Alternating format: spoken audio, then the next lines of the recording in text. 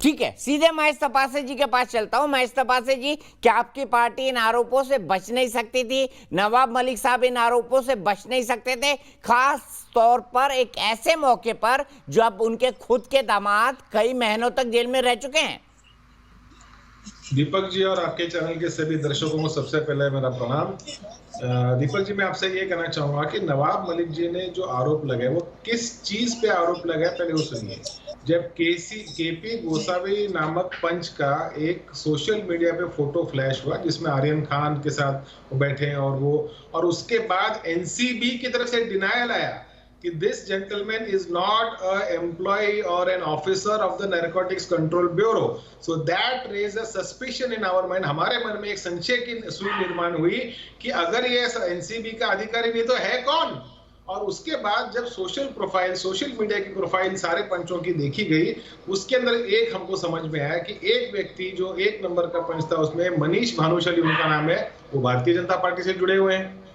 उसके बाद ये केपी गोसावी के बारे में हमने छानबीन की तो पता चला पुणे पुलिस उनके पीछे ऑलरेडी लगी है। और तीसरे पंच प्रभाकर सैल ने तो खुद ही 2 दिन पहले अपना बयान दिया है, अपना एक एफिडेविट दिया है और उसने ये कहा है कि मैं पहले 2 नंबर के जो पंच है केपी गोसावी, उसका एम्प्लॉय हूं, उसका बॉडीगार्ड हूं।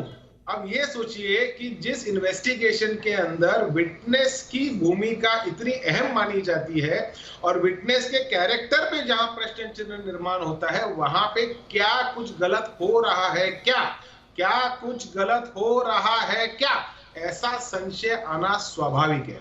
नवाब मलिक एक लॉ नहीं, मेकर, आप क्या ये मानते हैं, आपकी पार्टी ये मानती है कि पूरी इन्वेस्टिगेशन गलत है, गलत दिशा में जा रही है, जानबूझकर आर्यन खान को फंसाया गया है? महेश तपासे जी, मैं साफ जवाब चाहूंगा आपसे।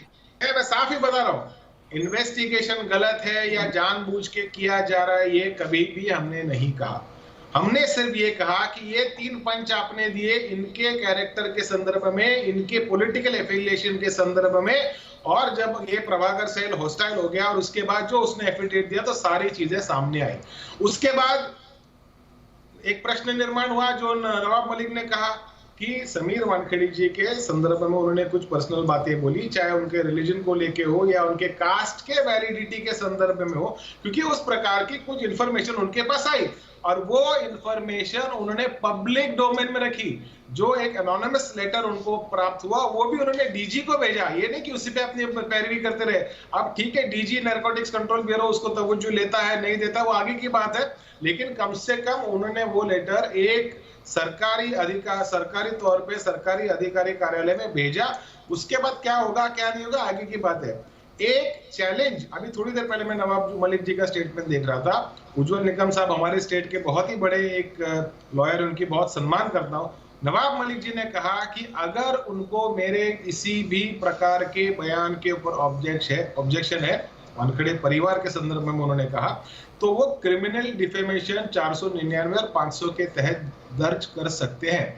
अब जो व्यक्ति, जो एक लॉ मेकर है, जिसको कानून की जानकारी है, किसी ठोस प्रूफ के आधार पे ही कुछ बयान कर रहा होगा।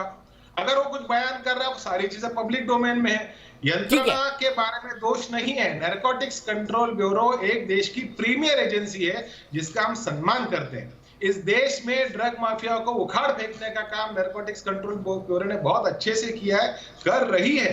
ये संदर्भ में जहां पंच की भूमिका, विटनेस की भूमिका जहां संशयास्पद आई, वहां से ये क्वेश्चन मार्क लगना चालू हुआ और उसके बाद की सारी कार्रवाई आपकी नजर के सामने। तब तक कुछ बोले नहीं, तब तक हमने कुछ बोला नहीं। जब एनसीपी ने डिनाई किया, नारकोटिक्स कंट्रोल ने डिनाई किया कि केपी गोसावी हमारा एम्प्लॉय नहीं है, वहां से प्रश्न चिन्ह निर्माण हुआ।